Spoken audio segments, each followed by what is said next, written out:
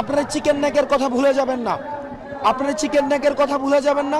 আমরা বিশ্বাস করি পারস্পরিক সম্পর্কের মধ্য দিয়ে, সহযোগিতামূলক সম্পর্কের মধ্য দিয়েই হচ্ছে উন্নয়ন সম্ভব, অগ্রগতি সম্ভব। উদ্যোগে কখনোই সম্ভব নয়। অপরদিকে আমরা ভারতকে আমরা বলছি আপনারা সতর্ক হন। আপনারা যদি মনে করে থাকেন যে বাংলাদেশের এই যে রাষ্ট্র সংস্কারের কাজ সেটিকে ব্যাহত করার জন্য আপনারা আমাদেরকে এভাবে মানুষকে সংকটকালীন সময়ের মধ্যে পড়বেন, আপনারা চিকেন নেকের কথা ভুলে যাবেন না, আপনারা চিকেন নেকের কথা ভুলে যাবেন না। আমরা বিশ্বাস করি পারস্পরিক সম্পর্কের মধ্য দিয়ে, সহযোগিতামূলক সম্পর্কের মধ্য দিয়েই হচ্ছে উন্নয়ন সম্ভব, অগ্রগতি সম্ভব। কিন্তু আপনারা আমাদেরকে যেভাবে ট্রিটমেন্ট দিবেন ঠিক একইভাবে আপনারাও ট্রিটমেন্টের পাওয়ার জন্য প্রস্তুত হন। আমাদের এই অসম যে সম্পর্কটি ছিল সে অসম সম্পর্ক বিগত সরকার শুধুমাত্র ক্ষমতায় টিকে থাকার জন্য করেছে। আমরা সমতার যে সম্পর্কটি, এই সমতার সম্পর্কটি আমরা প্রতিষ্ঠা করতে চাই।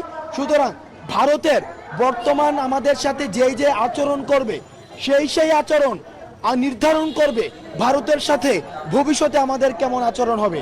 ভারতের প্রত্যেকটি আচরণ, বর্তমানের আচরণ আমাদের ভবিষ্যতের ভারত বাংলাদেশের আচরণ নির্ধারণ করবে।